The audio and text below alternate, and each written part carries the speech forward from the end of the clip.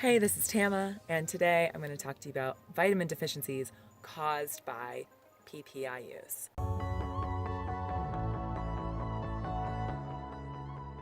A PPI is a proton pump inhibitor. It's what you might take if you have acid reflux, if you have GERD, if you have LPR, if you have any kind of chronic acid reflux, you're probably going to take a PPI, a proton pump inhibitor. So for a lot of people, in the beginning, proton pump inhibitors actually work. And that's because you just don't have any acid in your stomach at all. So how are you going to reflux it into your esophagus if you don't have any? You know, the logic there is not sound for long-term use, but for short-term use, okay. The problem is that once you get onto a PPI, there's not really like a defined method for getting back off of the PPI. If the PPI works, then what do? Well, most doctors will just keep you on the PPI. And in fact, my doctor told me, oh yeah, well, if it's working, you're on it forever. And then we escalated my doses as it stopped working. And it just got worse and worse and worse.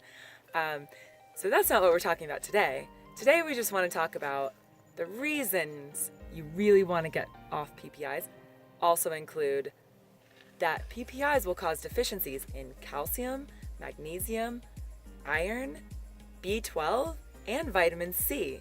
So these are really important vitamins and minerals for your body. If you don't have enough of these things, number one, it's well studied that you will get osteoporosis from long-term PPI use, and you'll have an increase in bone fractures over your lifetime. So it's really important that you only take the PPIs as a tool, and I would say if you can actually avoid them, that's probably better, because there's not really a solid path for once you've been on a PPI. How do you actually fix that?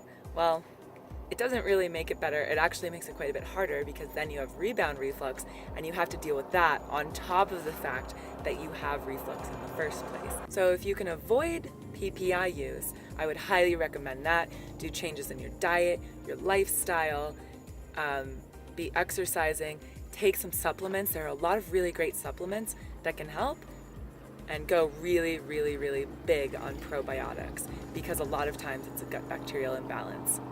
And the last one that I almost forgot is have an allergy test. There are a lot of people who have food intolerances or actual allergies, and this can cause acid reflux.